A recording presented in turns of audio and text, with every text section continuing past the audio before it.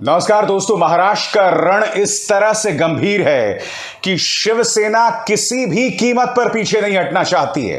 वो लगातार उग्र तेवर अपना रही है और इस संदर्भ में मैं कुछ घटनाक्रम आपके सामने पेश करना चाहता हूं। सबसे बड़ी बात, आपके स्क्रीन पर उद्धव ठाकरे के बेटे आदित्य ठाकरे, और उन्होंने कहा कि टाइगर जो हैं वो छुपा नहीं करते। जी हां, और इसी पर तंज कसा है संजय राउत ने, और उन्होंने कहा है क्यों छुपे हो गुवाहाटी में, आना पड़ेगा चौपाटी में। दोस्तों मैं आपको यह बता दूं, अगर हम राजनीतिक घटनाक्रम की बात करें तो शिवसेना खेमा यह दावा कर रहा है कि एकनाथ शिंदे कैंप से कम 20 विधायक उनके संपर्क में है। अब अगर यह बात सही है दोस्तों, तो यकीन मानिए इससे एकनाथ शिंदे और भारतीय जनता पार्टी का पूरा खेल खराब हो जाता है, क्योंकि फिर नए एंटी डिफेक्शन लॉ के अंतर्गत वो अपनी पार्टी नहीं बना पाएंगे, जिसके चलते पूरा का पूरा प्लान जो है वो धराशायी हो जाएगा। मगर क्या भारतीय जनता पार्टी खामोश बैठी है? बिल्कुल नहीं दोस्तों। मैं आपको बतलाना चाहूंगा कि एकनाथ शिंदे बहुत ही रहस्यमय तरीके से वडोदरा उड़ के जाते हैं। जी हां, और वडोदरा में उनका कौन इंतजार कर रहा था? कोई और नहीं बल्कि देश के गृह मंत्री अमित शाह। बड़ा प्रश्न ये दोस्तों, अब ये इस बात की तस्दीक कर रहा है, इस बात की पुष्टि कर रहा है कि ऑपरेशन लोटस के पीछे देवेंद्र फडणवीस या सीआर पाटिल नहीं, इस पूरे मामले की मॉनिटरिंग कथित तौर पर देश के गृह मंत्री कर रहे हैं। क्या यह महज इत्तेफाक है कि दोनों एक ही शहर में मौजूद थे? क्या यह महज इत्तेफाक है कि भारतीय जनता पार्टी जो है वो एकनाथ शिंदे गुट के करीब 15 विधायकों को Y+ सिक्योरिटी दे रही है? जी हां, Y सिक्योरिटी। यही नहीं, CISF के अंतर्गत उन्हें जो है लाए जाने की भी प्लान बताई जा रही है, जिससे आप समझ सकते हैं दोस्तों मामला कितना गंभीर है। यही नहीं, एकनाथ शिंदे अब सुप्रीम कोर्ट जा रहा है, और सुप्रीम कोर्ट के अंदर जो वकील इनकी नुमाइंदगी करेंगे उससे आपको पूरा खेल समझ में आ जाएगा कि किस तरह से भारतीय जनता पार्टी उनके पीछे है। मगर सबसे पहले दोस्तों मैं आपको बतलाना चाहूंगा कि आदित्य ठाकरे ने किस तरह से उन्हें तंज कसा है। आपके स्क्रीन पर उनका बयान। महाराष्ट्र में चल रही राजनीतिक खींचतान के बीच शिवसेना के आदित्य ठाकरे ने बागी विधायक एकनाथ शिंदे पर निशाना साधा है। उन्होंने रविवार को कहा कि असली टाइगर भागते नहीं है। असम में आज जो विधायक हैं उनकी हालत कैदी की तरह है। आदित्य ने आगे कहा कि एकनाथ शिंदे में ठाणे में रहते हुए बगावत की हिम्मत नहीं थी, इसलिए वो पहले सूरत फिर गुवाहाटी भाग गए। खास बात यह है कि शिंदे पर आदित्य ठाकरे की टिप्पणी शिवसेना की बैठक के दौरान आई है। और यही नहीं दोस्तों, खबर यह भी है कि अब शिवसेना बागी विधायकों पर कार्रवाई के मूड में दिख रही है। और एनडीटीवी क्या कहता है मैं पढ़ के सुनाना चाहता हूं। विधानसभा के डिप्टी स्पीकर नरहरि जिरवाल ने बागियों को अयोग्य घोषित करने की शिवसेना की याचिका पर एकनाथ शिंदे समेत 16 बागी विधायकों को समन जारी कर जवाब मांगा है। जैसे कि आप जानते हैं दोस्तों, शनिवार को यह समन दिया गया था, और आज यानी कि सोमवार को सभी जो बागी हैं उन्हें आज शाम तक यानी 27 जून की शाम तक लिखित में जवाब देना है।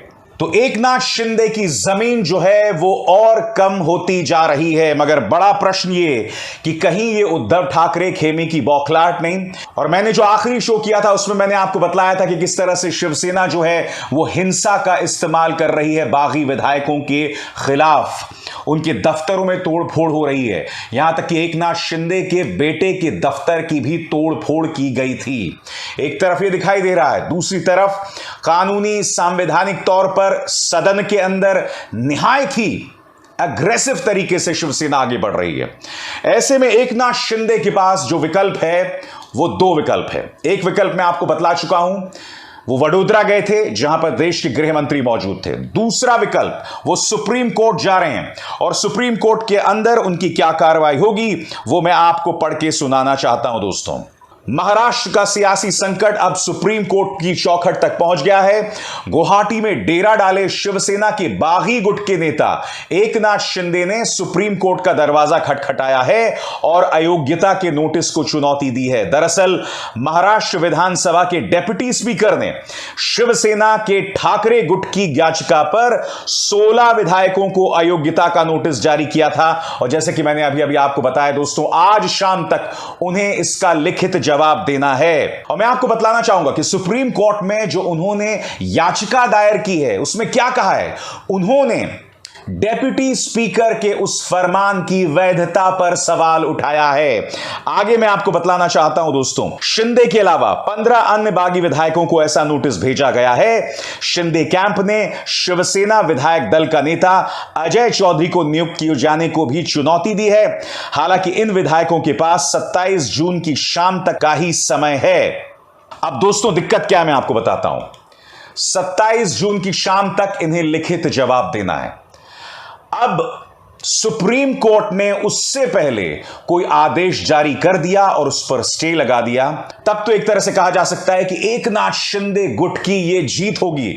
मगर अगर सुप्रीम कोर्ट आज दिन भर कोई एक्शन नहीं लेता है तो एकनाथ शिंदे ग्रुप जो है वो बहुत मुश्किल में पड़ने वाला है। जैसे कि आप ये खबर देख रहे हैं दोस्तों, यह दावा किया जा रहा है कि करीब 20 विधायक जो हैं वो उद्धव ठाकरे से संपर्क में हैं। यह खबर क्या कहती है दोस्तों, मैं आपको पढ़ के सुनाना चाहता हूं। बताया जा रहा है कि बागी मंत्रियों के खिलाफ सीएम उद्धव ठाकरे कड़ी कार्रवाई कर सकते हैं, उनका विभाग छिन सकता है। एकनाथ शिंदे, गुलाब राव पाटिल, दादा भुस, शंभुराज देसाई अपना विभाग गंवा सकते हैं। इस बीच सूत्रों के मुताबिक बताया जा रहा है कि शिंदे गुट के विधायक दो खेमे में बट गए हैं क्योंकि कई विधायक भाजपा में विलय नहीं करना चाहते हैं। सूत्रों के मुताबिक एकनाथ शिंदे ग्रुप के 20 बागी उद्धव ठाकरे के संपर्क में हैं। सूत्रों ने एनडीटीवी को बताया कि एकनाथ शिंदे के साथ डेरा डाले हुए कम से कम 20 विधायक कथित तौर पर महाराष्ट्र के मुख्यमंत्री उद्धव ठाकरे के संपर्क में हैं। यानी कि भारतीय जनता पार्टी के साथ जाया जाए या न जाया जाए, इस पर एकनाथ शिंदे ग्रुप जो है वो दो फाड़ हो गया है। क्योंकि वो कितने विधायकों के समर्थन की बात कर रहे हैं, वो 37-38 विधायकों के समर्थन की बात कर रहे हैं और अब नए नए विधायक पहुंच भी रहे हैं। मैं आपको बतलाना चाहूंगा कि रविवार यानी संडे को 9वां मंत्री जो है वो एकनाथ शिंदे ग्रुप में जो है शामिल हो गया है। इसलिए मैंने आपको बताया कि शिवसेना अपनी तरफ से जो तमाम कार्रवाई कर रही है, क्या ये बौखलाहट है या इसके पीछे एक सोच है। मैं चाहूंगा कि कमेंट सेक्शन में आप अपनी राय दें। जो उद्धव ठाकरे कर रहे हैं, क्या उसके पीछे एक सोची समझी रणनीति है या जैसे कहते हैं ना कि डूबते को तिनके का सहारा। और जैसे कि मैंने आपको हर बार वादा किया दोस्तों, इस घटनाक्रम की बारीक से बारीक जानकारी मेरे इस मंच पर मैं आप तक लगातार पहुंचाता रहूंगा। अभिसार शर्मा को दीजिए इजाजत। नमस्कार। स्वतंत्र और आजाद पत्रकारिता का समर्थन कीजिए, सच में मेरा साथी बनिए। बहुत आसान है दोस्तों, इस ज्वाइन बटन को दबाइए और आपके सामने आएंगे ये 3 विकल्प, इनमें से एक चुनिए और सच के इस सफर में मेरा साथी बनिए।